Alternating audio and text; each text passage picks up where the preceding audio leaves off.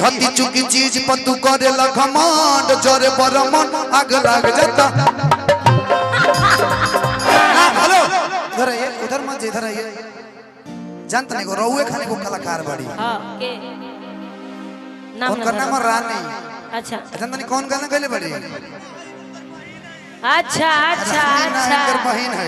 बहन है की गाना थी गादी। अरे ना ना ना ना ना गादी गादी इरावरे पटदार लोग न होवे गादी इरावरे पटदारे लोग न गाना गाई। पटीदार तो हमर कोई नहीं, हम एक पीस बानी। ई हती चुकी चीज पर तू करे घमंड जोरे बरमन आग लग जाता। की हती चुकी चीज ना रुके देखिए डोंट डिस्टर्ब मी। मतलब ये गाना आप गाइएगा, जब हम छील तक गाना गाए थे ना, तो जिसकी बहन ये गाना गाई है वो इंसान बड़ा बड़ा पोस्ट डाल रहा था कि नेहा राज के साथ क्या सलूक करना चाहिए, ये सिंगर क्या समाज में गाने लायक है। बहुत हम मुंह तोड़ जवाब दिए थे, उस वक्त बहुत ज़्यादा विवाद हुआ था। लेकिन आज उस इंसान को ये नहीं दिख रहा है कि ये कैसा गाना मेरी सिस्टर गाई है, उसको आज नहीं दिख रहा है।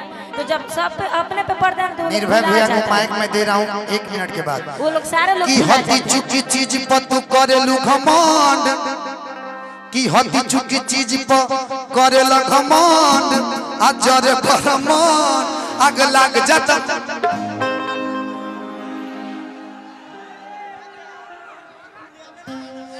ना गाना थी गादी। अरे ना ना ना ना ना गादी गादी इरावरे पटदार लोग न होवे गादी इरावरे पटदारे लोग न गाना गाई। पटीदार तो हमर कोई नहीं, हम एक पीस बानी। हमारा तो लगा पटदारे के हो। ना ना हम एक पीस बानी, पटीदार हमर नहीं खेल गई। नेहा राज अली ना राज जौन गाय नहीं खुल के गाय नहीं, हमार लाज ना लगे लगाए में। ऐसे कि उतना बोले के हिम्मत रखनी, जाके कहे नहीं कि नहीं ये गाना कि आज भरे ढील तो ढोड़ी छनी छील तो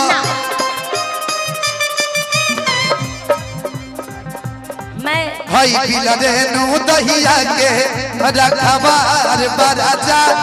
भाई पिलरे नु दहिया के रखवार बराजा।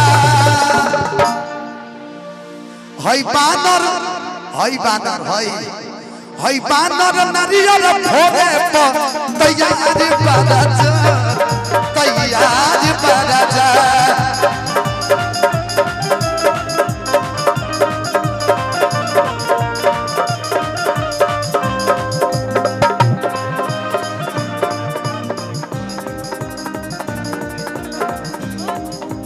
पोरे पोरे देह मोरे टूटतावे हो मांजा पलम दम घुटतावे हो।